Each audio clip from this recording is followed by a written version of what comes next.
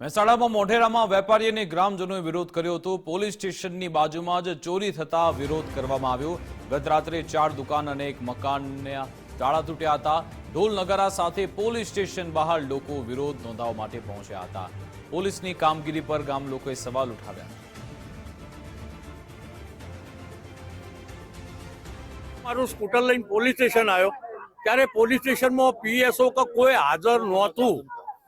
ત્યારબાદ હું મારા છોકરાને લેવા માટે ઘરે ગયો ને એ લઈને મેં કીધું તું વિડીયો ઉતાર પોલીસ સ્ટેશનનો।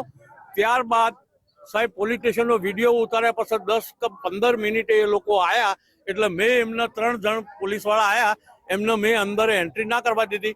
મને મેં કીધું તમારે જે કરવું હોય કરો, પોલીસ સ્ટેશન છોડ્યું કેમ?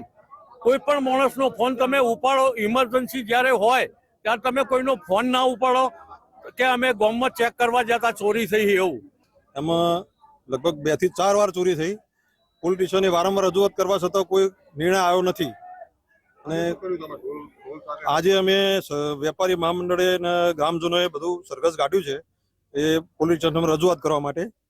તો બેનનું કહેવું કે હાલ રજૂઆત ના કરશો પછી કરો કે અમારી કામગીરી કરવા દો કે।